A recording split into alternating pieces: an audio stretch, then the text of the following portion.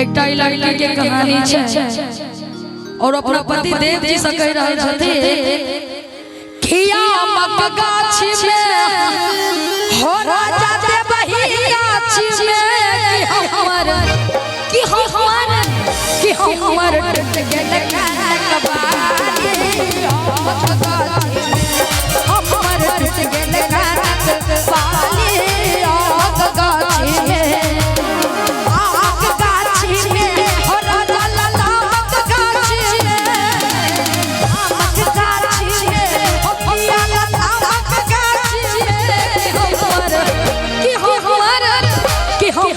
टूट गेल हमर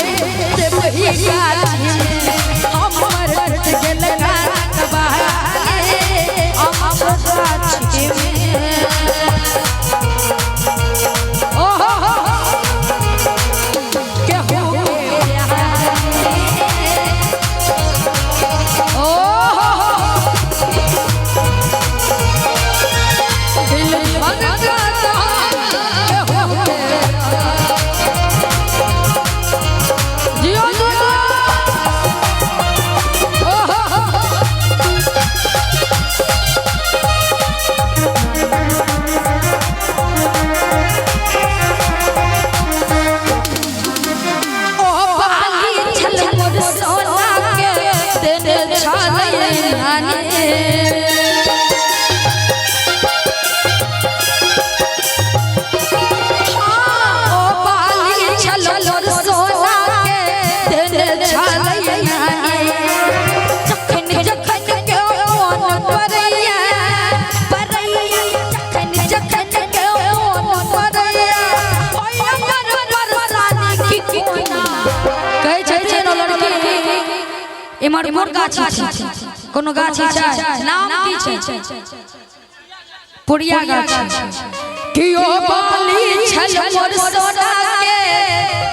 आयो क्या के गाछी छै दुगो नाम लिए की देने पुरिया कथि कथि बजै छै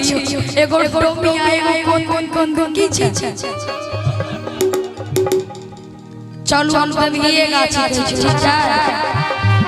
कियो बाली छल मोर सोना के देने छालए नानी आ जखन क्यों न परया जखन क्यों न परया आहो बरसाने की कोना करबैया पुटाने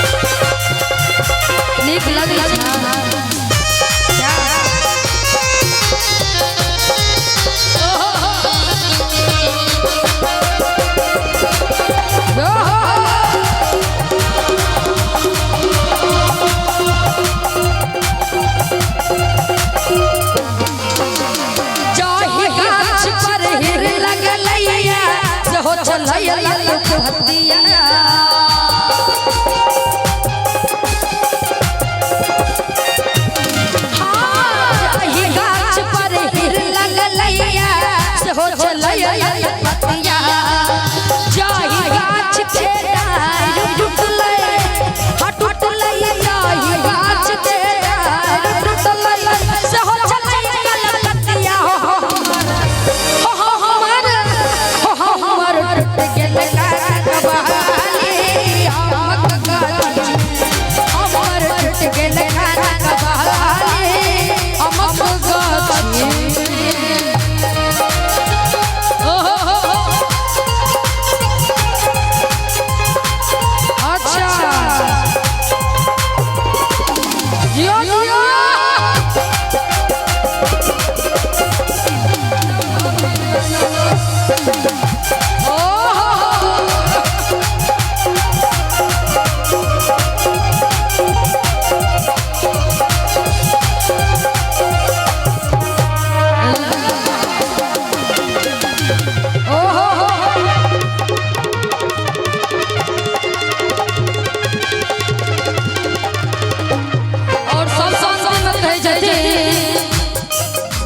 कि भैया हमर गाल फुलवने भौजी करई छछ झंझट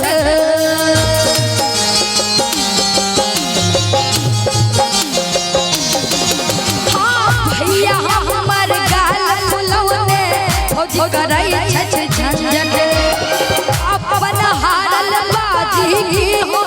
ठारे रहल मंगल के हमर और की सखी सहेली दाना